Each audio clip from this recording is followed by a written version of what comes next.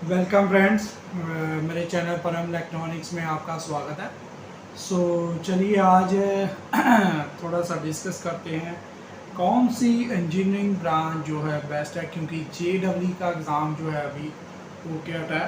तो काफ़ी बच्चों में अगर जो इंजीनियरिंग के बारे में सोच रहे हैं तो वो जानना चाहेंगे कि किस ब्रांच का आज की डेट में जो स्कोप चल रहा है, कैसे चल रहा है और उसका क्या क्या फ्यूचर पर्सपेक्टिव है। देखेंगे आज हम जो टॉपिक करने वाले हैं, that is best engineering branch. इसमें देखेंगे कि कौन कौन सी ब्रांचेस जो हैं बढ़िया है। सबसे पहले मैं आपको बता दूं कि जो कॉलेजेस होते हैं वो 4 तरह के होते हैं। फर्स्ट एंड सेकंड टायर के एक कैटेगरी होती है, और दूसरी होती है थर्ड एंड फोर्थ टायर की। इसमें जो है, जो बच्चे ऑलरेडी पिछले 1-2 सालों से तैयारी कर रहे हैं अपनी एंट्रेंस की, तो उनको पता होगा कि कैसे फर्स्ट और सेकंड और थर्ड टायर के वो कॉलेजेस होते हैं, जिसमें फर्स्ट एंड सेकंड में IITs, ठीक है, NITs जो है, और कुछ ऐसी पुरानी डीम्ड यूनिवर्सिटी जो अलग अलग स्टेट्स में आती हैं, जैसे 50 साल हो गए हैं, 40 साल 30 साल से काम कर रहे हैं और बहुत उनका नाम है, वैसे भी फर्स्ट एंड सेकंड टायर में आती है। थर्ड टायर में जैसे कुछ प्राइवेट यूनिवर्सिटीज़ आ जाती हैं, ठीक है। फोर्थ में जो इंस्टीट्यूट आ जाते हैं, स्टेट इंस्टीट्यूट जो कि स्टेट यूनिवर्सिटी को एफिलिएटेड होते हैं, वो सारे, ठीक है जी। इसमें हम देखते हैं कि कैसे होगा।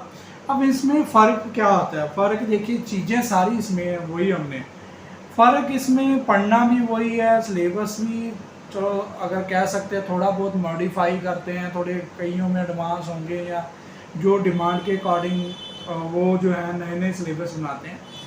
इसमें जो है वो आपको एग्ज़ाम क्लियर क्रैक करके ही जाना पड़ेगा। ये तो पता ही है बच्चों को, IIT JEE का जो एग्ज़ाम है, ठीक है, वो करके वो जा सकते हैं। फ़र्क आता है मेंटर, एनवायरनमेंट और रिसोर्सेज में। इस तरह से ये बहुत बड़ा डिफरेंस है फर्स्ट टायर सेकंड से और थर्ड और फोर्थ। वहाँ पर जो मेंटर्स मिलेंगे वो आपको पता ही है, बहुत ही हाईली क्वालिफाइड और कई तरह का उनको एक्सपीरियंस होगा रिसर्च लेवल में, और इंटरनेशनली वो एक्सपोजर भी होगा उनके पास। एनवायरनमेंट की बात करें, एनवायरनमेंट रिसोर्स को इकट्ठा होने कई तरह की लेबॉरेटरी में कई तरह के सॉफ्टवेयर्स, कई तरह के इक्विपमेंट, कई तरह की रिसोर्सेज आपको मिल सकती हैं। कोई ऐसी टेक्निकल इवेंट्स वो ऑर्गेनाइज करते होंगे जो इंटरनेशनली नेशनली जो बहुत ही एक वैल्यूएबल्स हो सकती हैं। इस तरह से ये फ़र्क होता है इसमें और इसमें। यहाँ पर आपको बढ़िया मिलता है, यहाँ से उससे कम मिलता है। तो इसलिए ये जो है आपको पता ही है, JEE के बाद से फर्स्ट सेकंड टायर के कॉलेज के लिए कितने बच्चे जो हैं वो इसके लिए कोशिश करते हैं। अब हम बात करते हैं कि जो ब्रांचेस हैं उनके बारे में।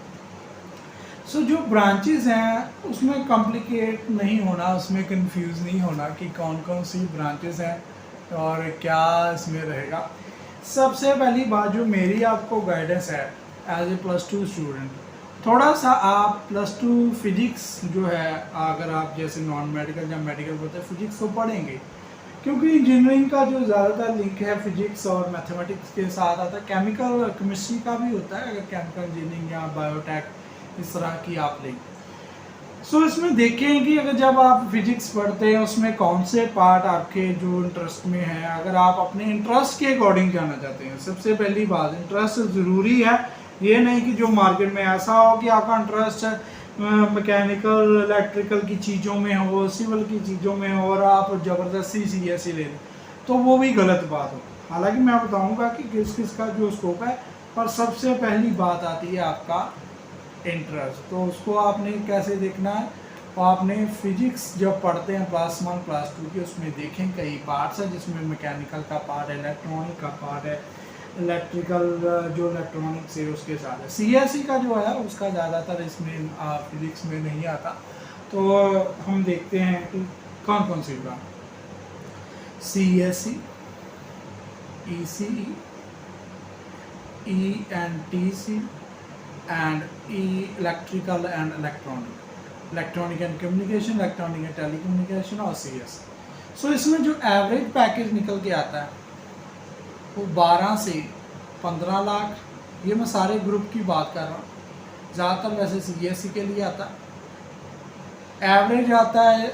और जो ये 3 ग्रुप हैं इनके लिए भी आ जाता है 10 लाख के लिए। और ये सारे प्राइवेट जॉब्स हैं ज़्यादातर, ठीक है जी। जो इसमें प्लेसमेंट है यहाँ फर्स्ट टायर और सेकंड टायर में 100% हो जाती है। ये मैं फर्स्ट टायर और सेकंड टायर के लिए बात कर रहा हूँ। और जो इलेक्ट्रिकल है, सिविल है, मैकेनिकल है, उसमें 90% तक की रहती है ज़्यादातर प्लेसमेंट। 100% कई बार हो जाती, कई बार वो नहीं करते, 90% तकरीबन हो ही जाती है। एवरेज पैकेज आता है 8 to 9 लाख, ठीक है। अगर एनआईटीज हैं सेकेंड टायर के तो वहाँ पर जाता है 5 to 6 लाख और 60 to 70% यहाँ पर प्लेसमेंट है। और एनआईटी की सीएससी की तो उसमें सेम ही आता है, ठीक है जी।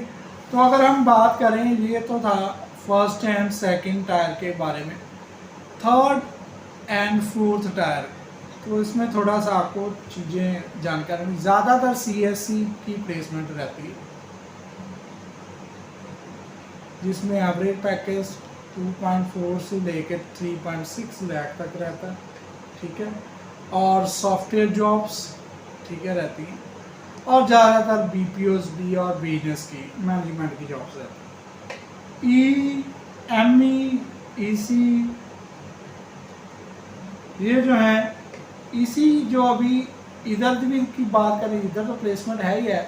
और थर्ड और फोर्थ टायर तक प्लेसमेंट कोर इलेक्ट्रॉनिक में अगर बात करें तो 3 से अभी 4 साल लगेंगे, जिस तरह से गवर्नमेंट इन्वेस्ट कर रही है। तो अभी इसमें और देखेंगे।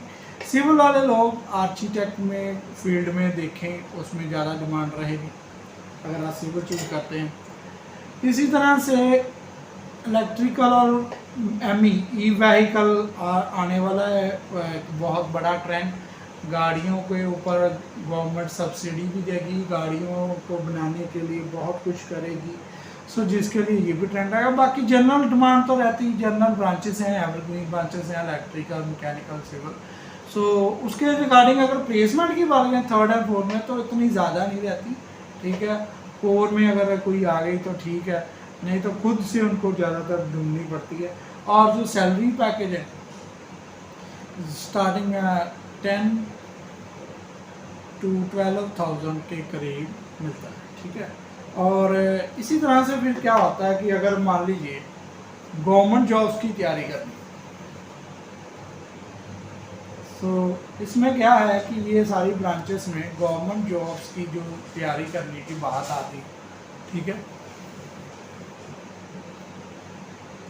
सो जिसमें देखें